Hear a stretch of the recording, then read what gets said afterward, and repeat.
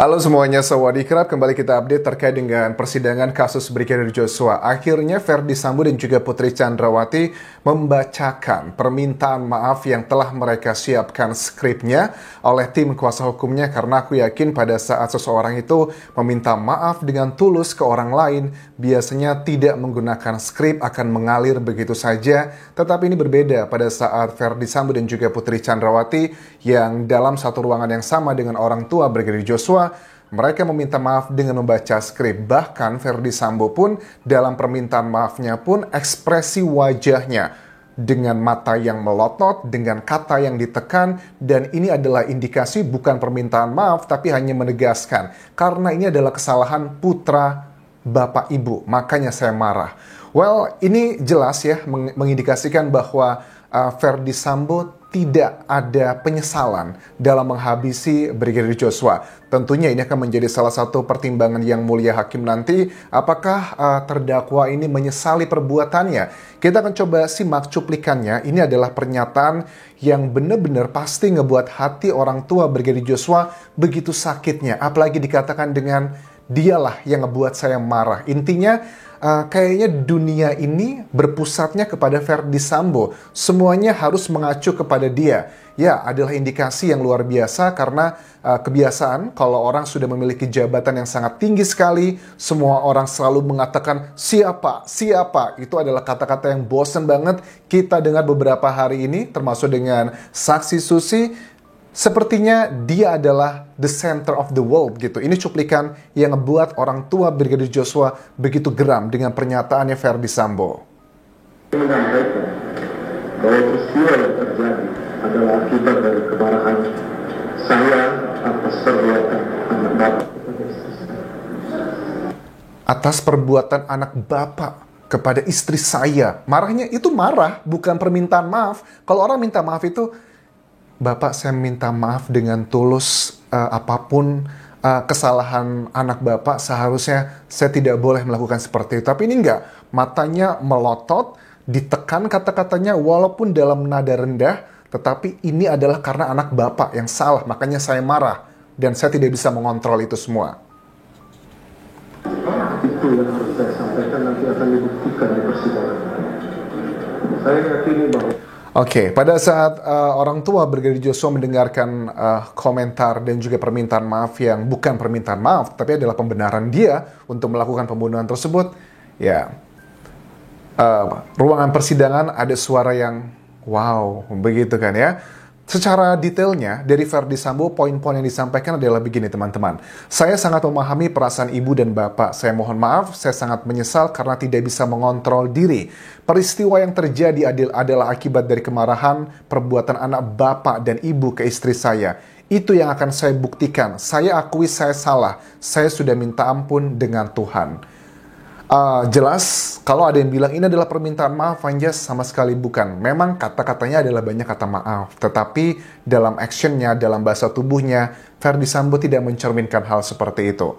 Kalau menurut kalian, enggak kok, dia memang gayanya seperti itu, sudah meminta tulus. Enggak, ada banyak kok video-video yang melihatkan bagaimana ramahnya seorang Ferdy Sambo pada saat diwawancara di media massa. Bahkan ada video yang dia menjoget. Manusiawi juga lah, yang namanya Ferdy Sambo, seorang jenderal juga adalah manusia biasa begitu. Tetapi karena memang dia ini selama ini selalu mendapatkan kayak ya priority ya, VVIP gitu. Very, very important person gitu. Makanya semuanya kayaknya he is the center of the world. Tetapi tidak bisa seperti itu, yang namanya kejahatan cepat atau lambat pasti akan terbongkar.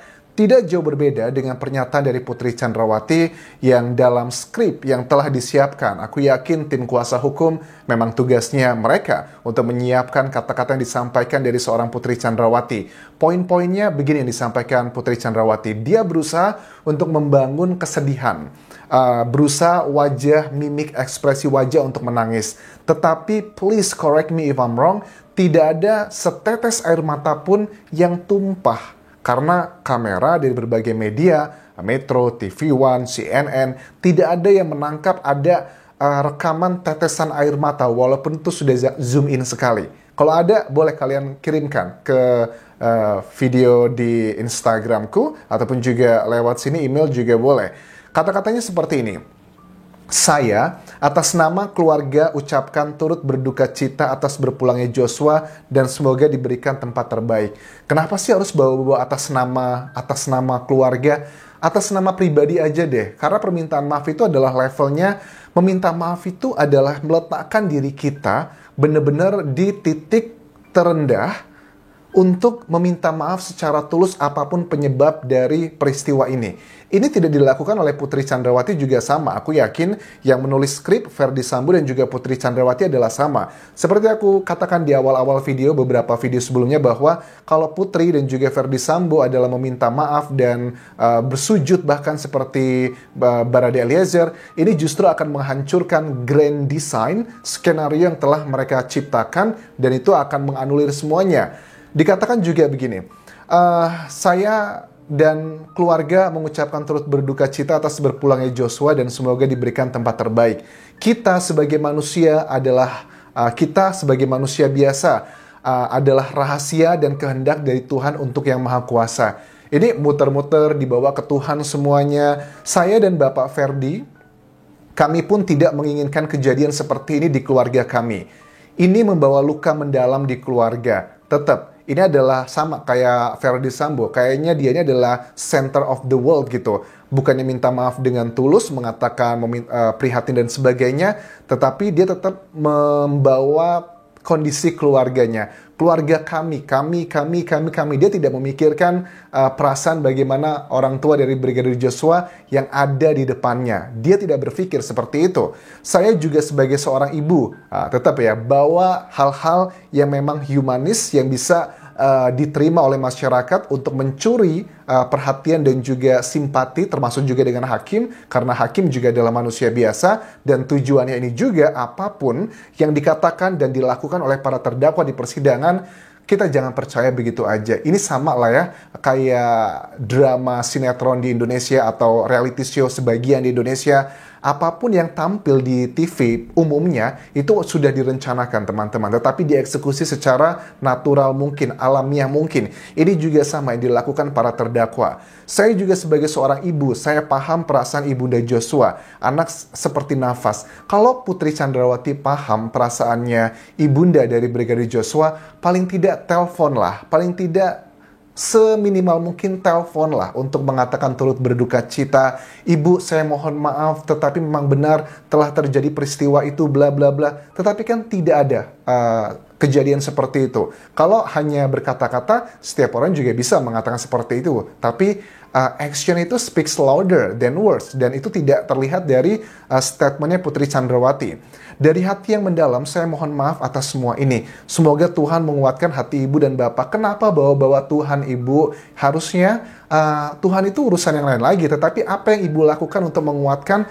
hati orang tua Brigadir Joshua apa? Bisakah dikomunikasikan? Bisakah jangan mengirim dugaannya adalah ada sesosok atau seorang yang pemuka agama dikirimkan ke Jambi untuk memberikan nasihat ini dan itu? Ya kalian tahu siapakah oknum tersebut dugaannya? Ya kan nggak seperti itu dikirimkan ya secara background agamanya yang sama begitu.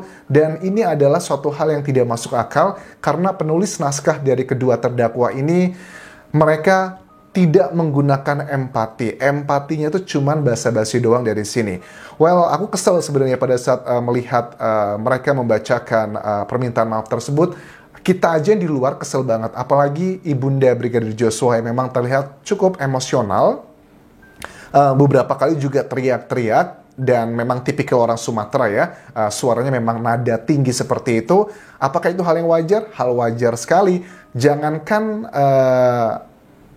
orang tua yang memiliki anaknya dibunuh seperti ini. Orang tua yang anaknya dicubit sama tetangga aja kadang bisa khilaf. Apalagi ini yang sudah luar biasa dihabisi dan difitnah juga. Tentunya adalah tidak gampang untuk menghadapi terdakwa pelaku pembunuh anaknya. Tetapi juga aku mengapresiasi walaupun orang tua Brigadir Joshua terlihat emosional, terutama ibundanya juga masih tetap bisa menjawab pertanyaan-pertanyaan dan juga menohok banyak sekali. Nanti akan aku bahas bagaimana pinternya, cerdasnya orang tua Brigadir Joshua dalam mematahkan pertanyaan-pertanyaan yang aku tahu dari kuasa hukumnya FS dan juga PC akan mengarah ke sesuatu hal. Kita akan bahas di analisa berikutnya. Kenapa kok bertanya seperti ini? Memang tujuannya untuk apa? Aku yakin apapun yang dikatakan oleh pengacara yang kesannya biasa-biasa aja atau kepo, itu nanti akan dijadikan kuotan-kuotannya kayak kuotan-kuotan dari pengacara mereka untuk menguatkan kliennya. Itu adalah hal yang pasti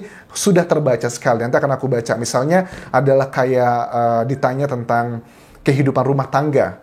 Orang tua Brigadir Joshua katanya tinggal bersama atau tidak. Aku tahu sebenarnya mau dia bawa ke arah mana, kayak aku bahas di video berikutnya teman-teman.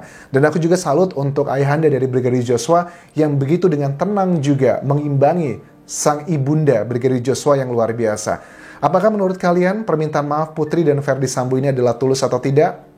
Bagi aku tidak. Tapi kalau menurut kalian tulus, boleh tuliskan alasannya apa, atau ada strategi apa kenapa mereka mengatakan hal yang seperti ini dalam persidangan. Kalian juga boleh tuliskan analisa kalian di kolom komentar video ini. Terima kasih sudah menonton, sampai ketemu lagi di video berikutnya. Tinggalkan like dan juga komen serta subscribe channel YouTube ini, juga follow Instagram serta Facebook pageku Dian Jasa Asmara karena aku juga sering live di kedua akun tersebut. Kamu kerap semuanya, bye bye.